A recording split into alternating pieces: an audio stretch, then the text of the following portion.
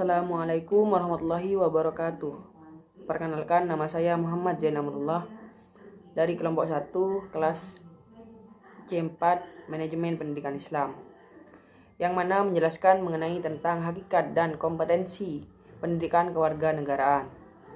Di sini saya sebagai presentator yang pertama yang menjelaskan kompetensi yang diharapkan dari pendidikan kewarganegaraan.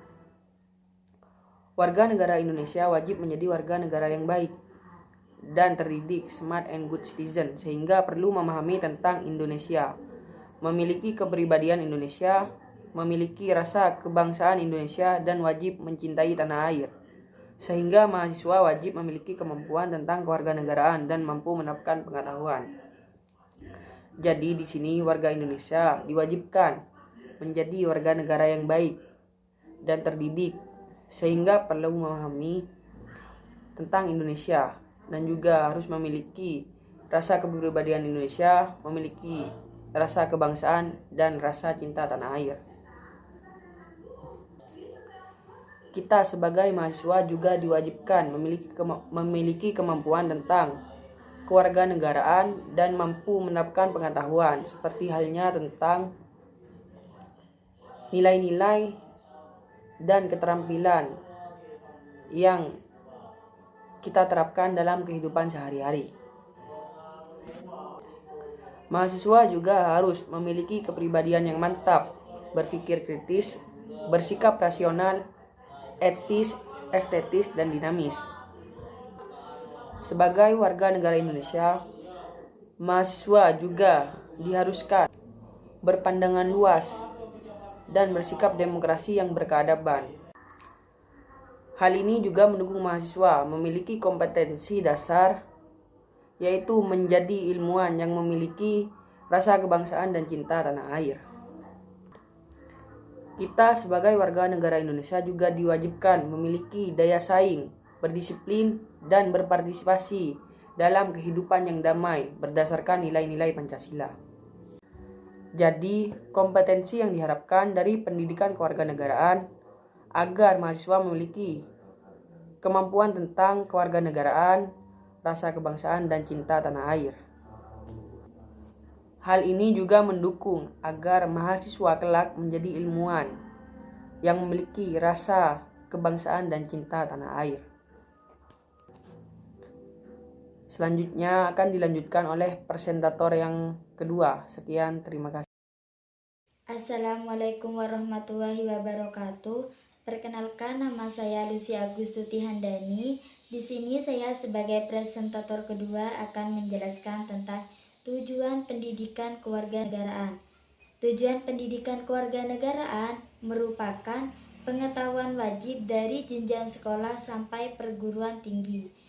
Tujuan pendidikan kewarganegaraan mampu meningkatkan kecerdasan dalam kewarganegaraan dan untuk menjadikan peserta didik menjadi ilmuwan dan profesional yang memiliki rasa kebangsaan dan cinta tanah air. Ini contoh cinta tanah air itu: 1. Melestarikan lingkungan. Melestarikan lingkungan itu bisa dilakukan dengan hal-hal yang sederhana. Contohnya, membuang sampah pada tempatnya dan melakukan penghijauan. Yang kedua, menciptakan kerukunan antar umat manusia. Karena di Indonesia mempunyai agama yang berbeda-beda, kesatuan dan kesatuan tidak akan terjadi tanpa adanya tegang rasa antar umat beragama. Contoh sikap cinta tanah air itu tidak hanya kita menunjukkan bahwa kita ini hanya cinta terhadap negara, kita harus saling mencintai antar umat manusia. Dan di sini kita sebagai mahasiswa, kita harus saling membantu antar mahasiswa yang lain. Contohnya, ketika ada teman kita yang kesulitan mengerjakan tugas, kita harus saling membantunya.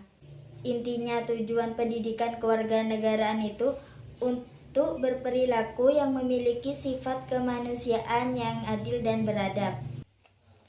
Nah, selain adil dan beradab, tujuan pendidikan kewarganegaraan agar mahasiswa bukan saja memiliki atau ahli di bidang ilmu pengetahuan, melainkan juga mempunyai sikap keterampilan dan bernegara yang tinggi. Contohnya, mentaati norma-norma.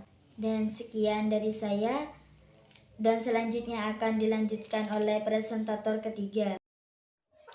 Assalamualaikum warahmatullahi wabarakatuh. Saya Nanda Silsabila Herawati. Di sini saya akan menjelaskan tentang ruang lingkup pendidikan kewarganegaraan. Nah, apa itu ruang lingkup? Menurut Kamus Besar Bahasa Indonesia, ruang lingkup adalah segala aspek-aspek yang tercakup di dalamnya. Nah, karena pada saat ini kita akan membahas tentang ruang lingkup pendidikan kewarganegaraan, maka yang dimaksud adalah aspek-aspek yang tercakup dalam pendidikan kewarganegaraan. Nah, apa saja aspek yang tercakup dalam pendidikan kewarganegaraan? Aspek yang pertama yaitu persatuan dan kesatuan bangsa. Nah, apa itu persatuan dan kesatuan bangsa?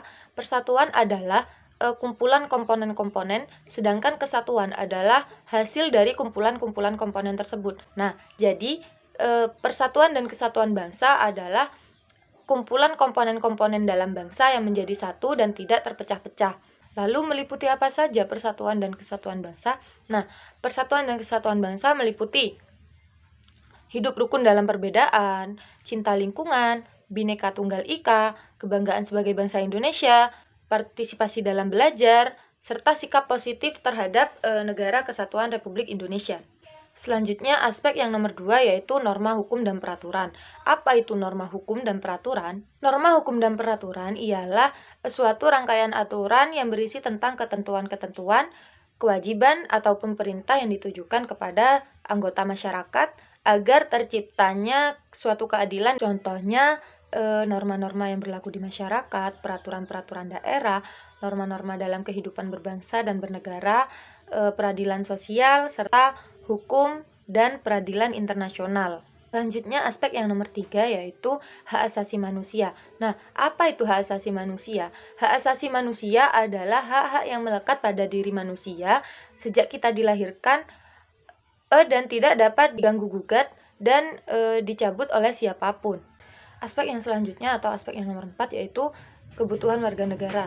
Kebutuhan warga negara itu meliputi apa saja? Nah, yang pertama, kebebasan berorganisasi, kebebasan mengeluarkan pendapat, menghargai keputusan bersama, prestasi diri, serta persamaan kedudukan warga negara. Aspek yang selanjutnya yaitu konstitusi negara. Nah, pada hakikatnya konstitusi negara merupakan hukum dasar tertinggi yang memuat hal-hal mengenai penyelenggaraan negara.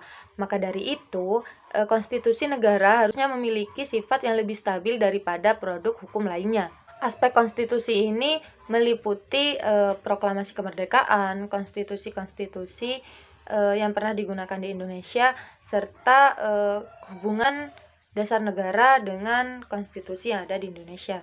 Aspek yang nomor 6 yaitu kekuasaan dan politik. Nah, aspek ini meliputi pemerintahan desa dan kecamatan, pemerintah daerah dan otonomi, pemerintah pusat, budaya demokrasi menuju masyarakat madani, serta masyarakat demokrasi. Nah, aspek yang selanjutnya atau yang nomor 7 yaitu Pancasila. Nah, aspek Pancasila ini meliputi apa saja? Nah, aspek Pancasila ini meliputi kedudukan Pancasila sebagai dasar negara dan ideologi negara, proses perumusan Pancasila sebagai dasar negara, serta pengamalan nilai-nilai Pancasila dalam kehidupan sehari-hari.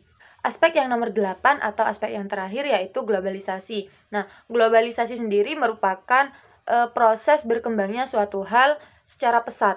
Nah, sehingga tidak ada batasan-batasan antar negara, seperti perkembangan media sosial, perkembangan transportasi, dan lain-lain. Nah, dalam aspek ini, globalisasi adalah suatu proses dengan kejadian, keputusan, dan kegiatan di salah satu bagian dunia menjadi suatu konsekuensi yang signifikan bagi individu maupun masyarakat di daerah jauh. Nah, itu tadi penjelasan sederhana tentang 8 aspek yang ada dalam ruang lingkup pendidikan kewarganegaraan. Kurang lebihnya mohon maaf. Wassalamualaikum warahmatullahi wabarakatuh.